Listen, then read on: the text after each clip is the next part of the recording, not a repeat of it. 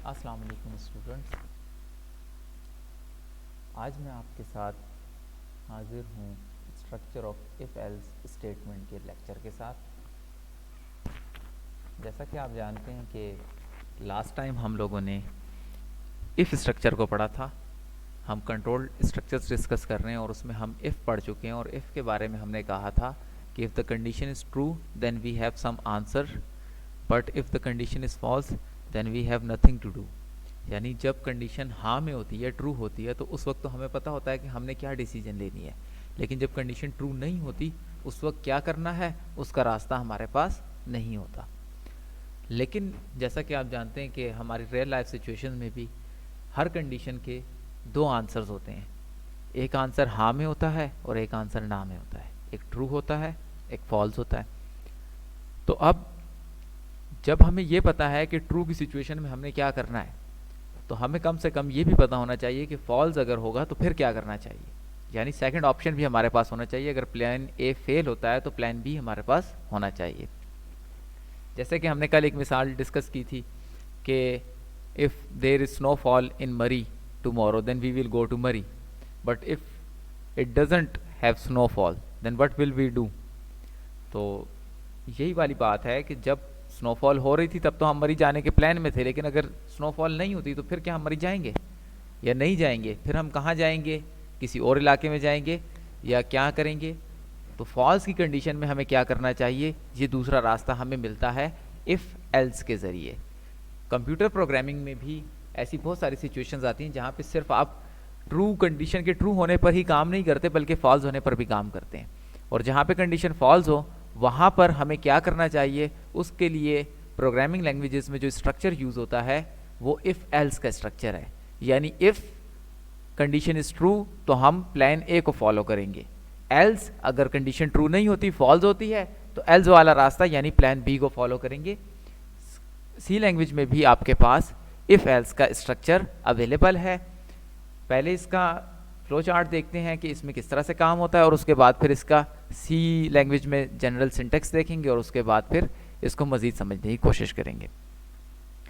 तो सबसे पहले आप यहाँ पे देख सकते हैं कि फ्लो चार्ट है, और इस फ्लो चार्ट में आपके पास कंडीशन है, कंडीशन का सिंबल है, और यहाँ से दो रास्ते निकल रहे हैं। एक रास्ता ट्रू होने का है, एक रास्ता कंडीशन के फॉल्स होने का है। अगर कंडीशन ट्रू होगी तो फिर हम कौन सा कोड इस्तेमाल करेंगे? The code which is inside the if body. जो इफ की बॉडी के अंदर कोड होगा वो कब हम यूज करेंगे? जब कंडीशन ट्रू होगी। और अगर कंडीशन फॉल्स हुई तो हम वो वाला कोड इस्तेमाल करेंगे जो कि एल्स की बॉडी में होगा। जैसा कि आप इधर देख सकते हैं कि the if else statement is used in situation where we have two choices. जहाँ पे हमारे पास दो चॉइसेस हो वहाँ पे हम इफ एल्स का इस्तेमाल करते हैं। Some code is to be executed if the condition is true. अगर कंडीशन ट्रू हो तो हमें एक काम करना होगा यानी प्लान ए को फॉलो करना होगा, और अगर कंडीशन फॉल्स होगी तो हमें प्लान बी को फॉलो करना होगा। इसके सिंटेक्स को देखें कि यहाँ पे लिखे इफ और आगे कंडीशन दी हुई है।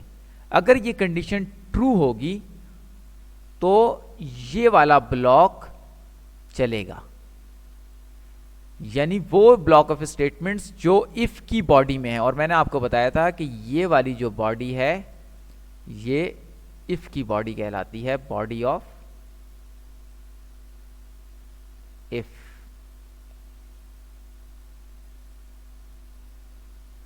जबकि अगर कंडीशन फॉल्स हो गई, अगर कंडीशन हमारी फॉल्स हुई तो फिर हम ये वाली बॉडी रन करेंगे, यानी एल्स की जो बॉडी है वो रन होगी। इसका क्या नाम है? इसका नाम है बॉडी ऑफ एल्स।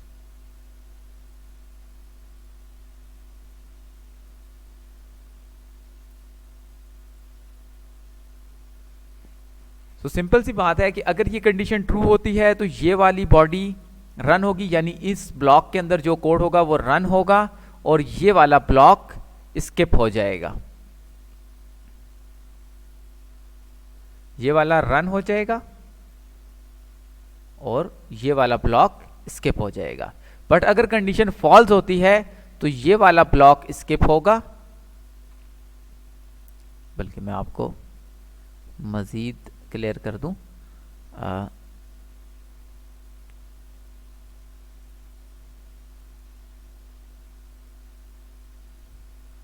हम यूं कह सकते हैं कि if the condition is true, यानी कंडीशन पास हो जाती है, रिजल्ट आपका ट्रू आता है, तो फिर क्या होगा उस सूरत में जो रन होगा ब्लॉक वो इफ़ का ब्लॉक होगा, ये वाला ब्लॉक रन होगा और ये वाला ब्लॉक जो एल्स का ब्लॉक है वो आपका ब्लॉक स्किप हो जाएगा। ठीक है, बट इन केस अगर ऐसा नहीं होता,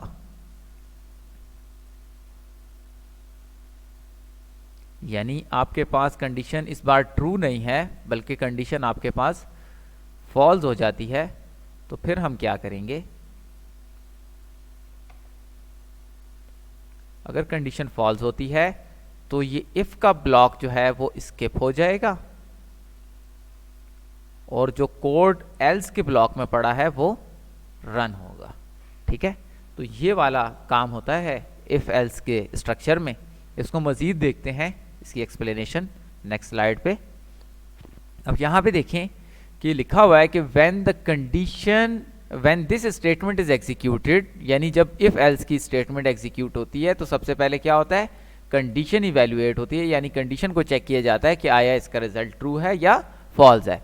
अगर रिजल्ट ट्रू होता है तो वो block, then the block of statement following if will be executed, यानी फिर इफ वाला ब्लॉक रन होता है और एल्स वाला ब्लॉक स्किप होता है। और अगर कंडीशन या रिजल्ट फॉल्स होता है तो फिर ब्लॉक ऑफ एल्स जो है वो रन होता है यानी एग्जीक्यूट होता है और ब्लॉक ऑफ इफ जो है वो स्किप हो जाता है। और यहाँ पे अगेन वही वाली बात लिखी कि there is only one statement to be executed in if और else block then braces are not required, यानी अगर आपके पास या स्टेट ब्लॉक ऑफ स्टेटमेंट्स की जगह सिंगल स्टेटमेंट हो तो ये वाली जो ब्रेसेस होती हैं ये ऑप्शनल हैं, ये ना भी लगाएं तो आपके प्रोग्राम में कोई प्रॉब्लम नहीं होगी। लेकिन अगर एक से ज़्यादा स्टेटमेंट्स होंगी तो फिर आपको ये ब्लॉक के लिए पैरेंथेसिस या ब्रेसेस का लगाना लाजमी है। अब हम चलते हैं एक एग्जाम्पल की जानिब, जिस एग्जाम्पल से हम प्रैक्टिकली चेक करते हैं कि इफ़ एल्स का ब्लॉक कैसे काम करता है। तो ये आप देख सकते हैं, मैंने डेव C++ का ब्राउज़र खोल लिया है और अगेन हम न्यू फाइल को ओपन करते हैं। और कल हमने बल्कि एक फ़ाइल जिसको हमने यूज़ किया था लास्ट लेक्चर में, सॉरी, इफ़ के ब्लॉक को, उससे मैं थोड़ा सा कोड उठाता हूँ और ये मैं कॉपी पेस्ट कर लेता हूँ ताकि मुझे ज़्यादा प्रॉब्लम ना हो लिखने में। ये मैंने पेस्ट कर लिया क्योंकि हमने कल एक प्रोग्राम डिस्कस किया था जिसमें स्टूडेंट से हम कह रहे थे कि आप अपने मार्क्स एंटर करो और हम आपको बताएंगे कि आप पास हो या फेल हो। तो उसके लिए हमने ये प्रोग्राम लिखा था, लेकिन हमने क्योंकि सिर्फ और सिर्फ इफ़ की बात की थी, तो इफ़ वाले केस में आपको पता है कि हमारे पास हाँ की सूरत में तो जवाब मौजूद होता है लेकिन ना की सूरत में जवाब मौजूद नहीं होता। तो इसलिए हमने इसमें जो दिया हुआ है वो सिर्फ पास का दिया है कि अगर मार्क्स 32 से ज़्यादा हैं तो इसका मतलब है वो पास है। लेकिन यहाँ पे ये बात नहीं हो रही कि अगर मार्क्स 32 से कम हुए इन केस तो फिर क्या होगा। तो यहाँ पे हम वो वाला ब्लॉक भी डिस्कस करते हैं कि एल्स का पोर्शन, जिसमें हम बता सकते हैं कि अगर मार्क्स 32 से कम हुए तो फिर क्या होगा। तो उसके लिए हमें पता है कि अगर किसी के मार्क्स 32 से कम होंगे तो वो फेल होगा, अगर 32 से ज़्यादा होंगे तो वो पास होगा। लेकिन हम इफ़ में ये डिस्कस नहीं कर सकते थे क्योंकि इफ़ में हमारे पास सिर्फ एक ही चॉइस होती है, एक ही चॉइस की गुंजाइश होती है, एक से ज़्यादा चॉइसेस हम नहीं दे सकते। यहाँ पे हम क्योंकि दो चॉइसेस दे सकते हैं तो यहाँ पे हम लिख सकते हैं कि सॉरी यू आर फेल या यू आर नॉट पास्ड। ठीक है, तो अब इस को आप देख सकते हैं। चलिए मैं इस पे वो भी लगा दूं, ब्रेसेस, ऑल्दो कि ये ऑप्शनल हैं, ये ब्रेसेस लगाना आपके पास बिल्कुल ऑप्शनल है, इसमें ज़रूरी नहीं है कि आप ब्रेसेस लगाएं, क्योंकि हमारे पास इफ़ के ब्लॉक में भी और एल्स के ब्लॉक में भी जस्ट एक एक स्टेटमेंट है। और मैं आपको बता चुका हूँ कि अगर आपके पास इफ़ और एल्स के ब्लॉक में एक एक स्टेटमेंट हो तो ये ब्रेसेस लगाना ऑप्शनल है, ये ज़रूरी नहीं है। नहीं भी लगाएंगे तब भी आपका काम हो जाएगा, लेकिन अगर लगाते हैं तो this is a good programming practice.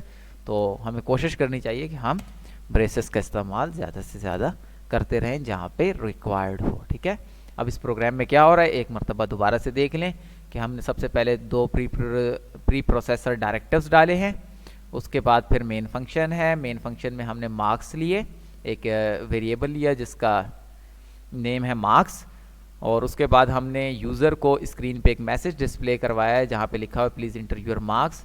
और वो जो मार्क्स इंटर करेगा वो हम एक इंटीजर वैल्यू है स्कैनएफ के ज़रिए लेंगे, और ये जो M% है ये यहाँ पे ये शो कर रहा है कि ये किस मेमोरी लोकेशन में जाने हैं, जो मार्क्स के नाम से रिजर्व्ड है। अब उसके बाद उस मार्क्स पे कंपैरिजन होगा। यहाँ वो कंडीशन है कि मार्क्स ग्रेटर देन 32।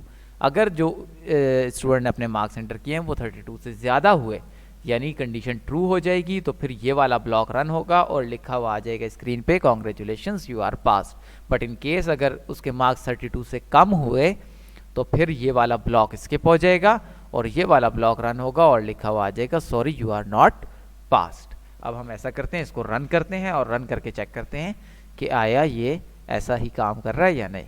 तो कंपाइल एंड रन या F11 से हम जाएंगे और सबसे पहले इसको सेव करेंगे। ये प्रोग्राम हमारे पास है इफ एल्स स्टेटमेंट 1, और मैंने सेव कर दिया।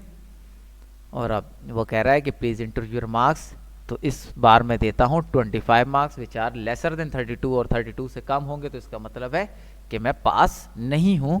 तो चेक करते हैं कि ये हमें क्या रिजल्ट देगा। हमारी सोच के मुताबिक क्योंकि मार्क्स 32 से कम है तो इफ़ वाला पोर्शन जो है वो स्किप होना चाहिए और एल्स वाला रन हो और sorry you are not passed ये आना चाहिए। हम रन करके देखते हैं, जैसे इंटर किया तो यही आया हुआ एग्जैक्टली कि sorry you are not passed. अब ऐसा करते हैं कि इसको दोबारा रन करते हैं और इस बार हम 32 से ज़्यादा मार्क्स देंगे। लेट सपोज 88 मार्क्स मैंने दे दिए। तो अब मेरे ख्याल से इसको रन होना चाहिए इफ़ वाली ब्लॉक को, क्योंकि 32 से मार्क्स ज़्यादा यानी कंडीशन ट्रू होगी, तो फिर इफ़ वाला ब्लॉक रन होना चाहिए और एल्स वाला स्किप होना चाहिए। लेकिन हम इधर चेक भी कर लेते हैं। ये मैंने इंटर किया और ये देख लें आप, लिखा हुआ आ गया कॉन्ग्रेचुलेशंस यू आर पास्ड, और यू आर नॉट पास्ड वाला पोर्शन जो था वो स्किप हो गया। तो इस तरीके से इफ़ एल्स का स्ट्रक्चर काम कर रहा होता है। अब ऐसा करते हैं कि एक और एग्जांपल डिस्कस करते हैं जो कि आपकी बुक में ऑलरेडी गिवन भी है, कि हम चेक करते हैं कि एक यूज़र ने नंबर इंटर किया है और आया वो नंबर हमारे पास इवन है या ऑड है। क्योंकि यहाँ पे इवन और ऑड भी दो चॉइसेस हैं, तो जहाँ पे भी हमारे पास दो चॉइसेस हो वहाँ पे हम इफ़ एल्स का स्ट्रक्चर इस्तेमाल करते हैं। तो ऐसा करते हैं कि यहीं से कुछ चीज़ें कॉपी करता हूँ ताकि जल्दी जल्दी मैं यहाँ पे टाइप कर सकूँ। ये मैंने लिख लिया और मैं कहता हूँ कि इंटर आ नंबर n, और मैं मैसेज डिस्प्ले करवाना चाहता हूँ कि प्रिंट f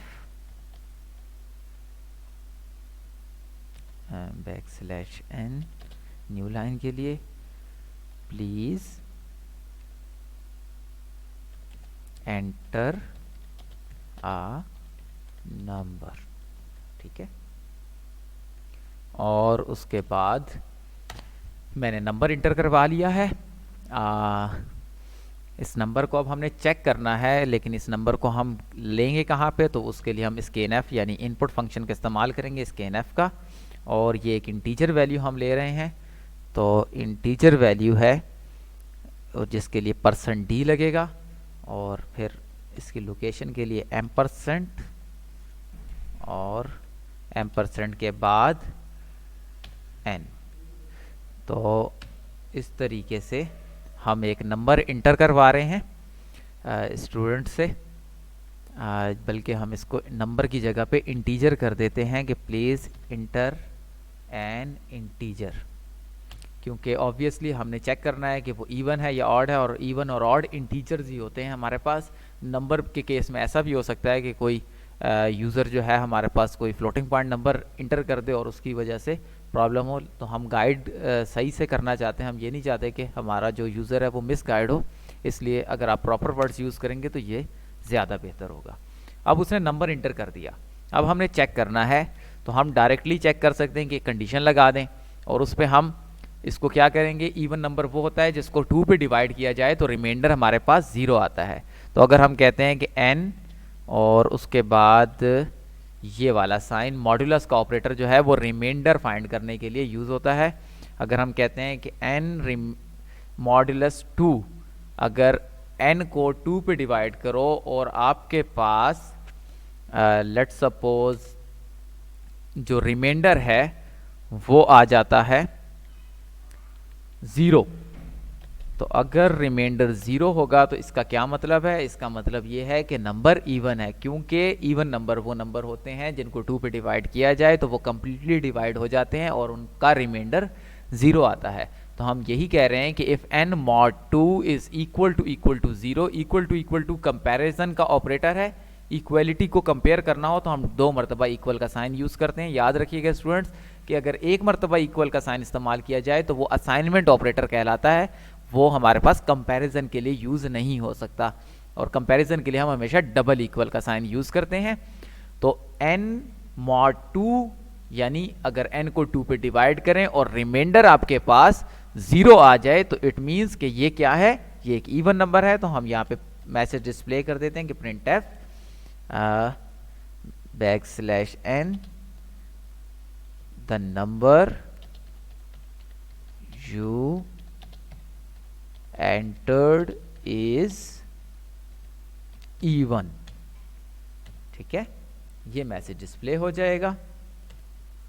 लेकिन अगर ये नंबर 2 पे डिवाइड करने से हमें एग्जैक्टली 0 रिमाइंडर नहीं देता बल्कि 0 के अलावा कुछ और रिमाइंडर देता है, तो फिर क्या होगा, फिर हमारे पास ना वाला रास्ता होगा, यानी एल्स का केस होगा। और एल्स का केस हमारे पास क्या है कि printf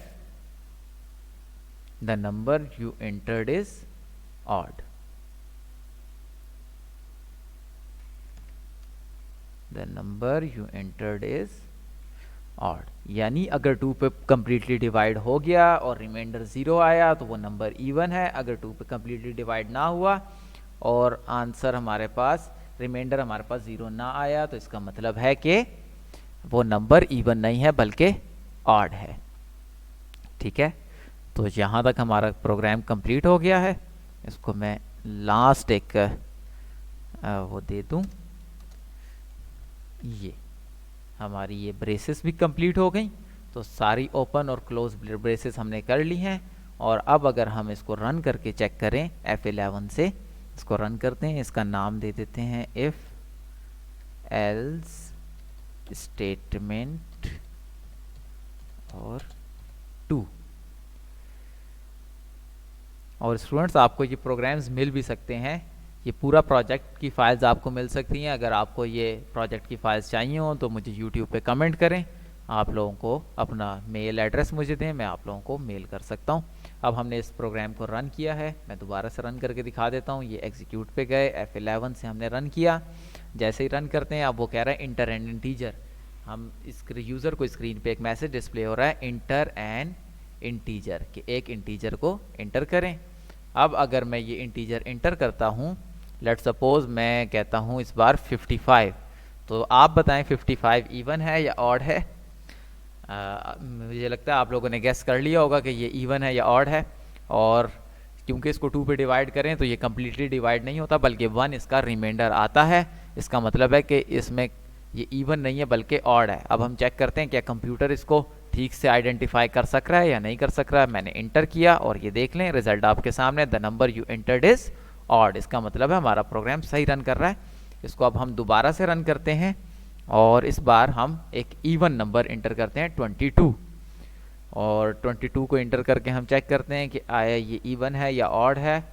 और इस मरतबा क्योंकि 22 को जब 2 पे डिवाइड करते हैं तो वो कम्प्लीटली डिवाइड हो जाता है और रिमाइंडर 0 आता है, तो इसीलिए इसने इस मरतबा ये दिया हुआ है कि the number you entered is even. तो इसका मतलब हमारा प्रोग्राम सही से रन कर रहा है।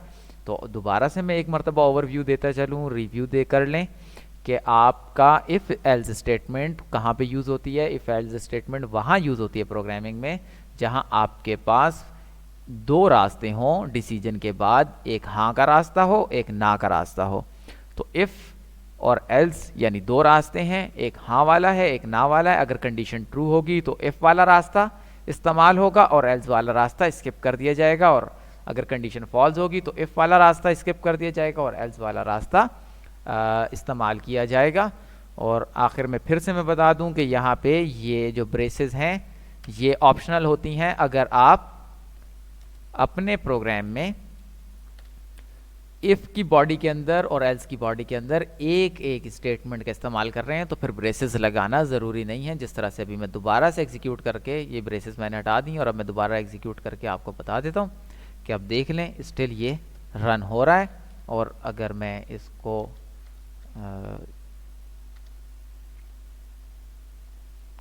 उसके लिए भी करता हूँ और इवन के लिए, तो तब भी ये रन हो जाएगा। ठीक है, तो ये इफ़ एल्स स्ट्रक्चर था कंप्यूटर प्रोग्रामिंग में, और ख़ास तौर पे सी में आपने देख लिया कि सी में हम इफ़ एल्स स्ट्रक्चर को कैसे करते हैं। उम्मीद है कि आपको समझ आई होगी। इन एग्जांपल्स को अपने साथ रिपीट कीजिएगा तो इंशाल्लाह मज़ीद भी प्रॉब्लम्स हल हो जाएंगी। बाकी अगर किसी को कोई प्रॉब्लम हो, कोई क्वेश्चन हो, तो आप लोग यूट्यूब पे कमेंट कर सकते हैं। हमारे चैनल को लाइक, सब्सक्राइब और शेयर ज़रूर करें। Thank you.